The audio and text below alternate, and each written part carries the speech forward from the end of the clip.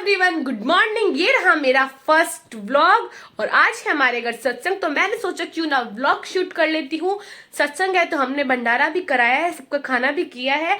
तो हम करते हैं खाने की तैयारी और पूरे घर की सफाई। घर बहुत ज्यादा गंदा हो चुका है क्योंकि काम करते तो घर इतना ज्यादा गंदा हो जाता है और पूरे घर की सफाई भी करनी है और बहुत सारा खाना भी बनाना है। तो चलो स्टार्ट करते हैं।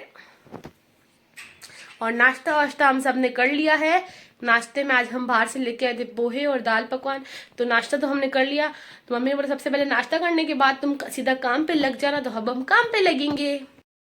तो जल्दी जल्दी लग गई मैं काम पे क्योंकि टमाटर की प्यूरी मेरे को बनानी थी और काफ़ी लोग आने वाले थे तो बहुत ज़्यादा टमाटर काटने पड़े और उसकी फटाफट से मैंने प्यूरी बनाई। और आलू भी मैंने बॉईल करके ठंडे करके छील के उसको अच्छे से काट के रखा। और देखो टमाटर की प्यूरी भी हमारी तैयार हो गई और नाश्ता भी हमारा सबका डन हो गया था।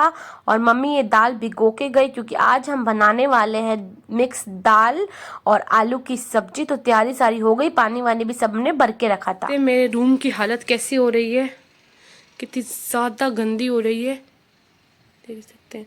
सारा मैं जोधपुर से आई, उसके बाद सारा सामान इधर ही पड़ा है। कितनी गंदी हालत हो रही है, देख सकते हैं। अब हम इसको ऐसे चुटकियों में साफ करेंगे।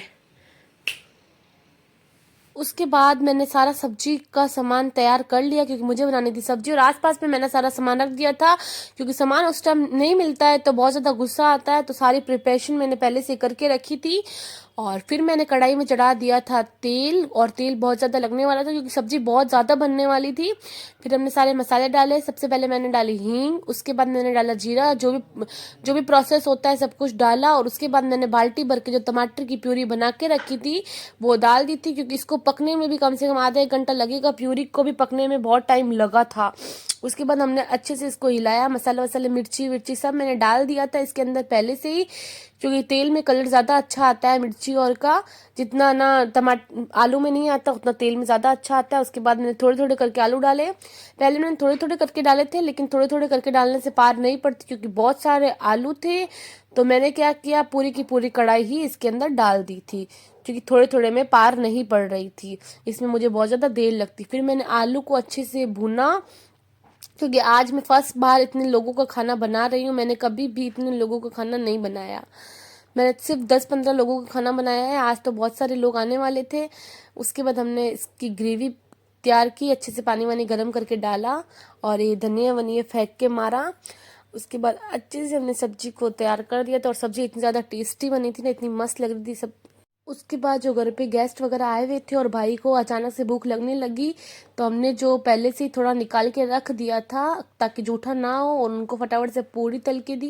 क्योंकि आज हम पूरी नहीं तलने वाले थे, हम रोटियां बनाने वाले थे क्योंकि काफ़ी जो आने वाले होते हैं ना सत्संग में उनको रोटियां ही अच्छी लगती है क्योंकि पूड़ी से थोड़ी एसिडिटी वगैरह हो जाती है। तो भाइयों और को मैंने सबसे पहले पूड़ी तल के दे दी थी क्योंकि आलू की सब्जी के साथ मुझे भी पूड़ी बहुत अच्छी लगती है और उनको भी पूड़ी बहुत अच्छी लगती है।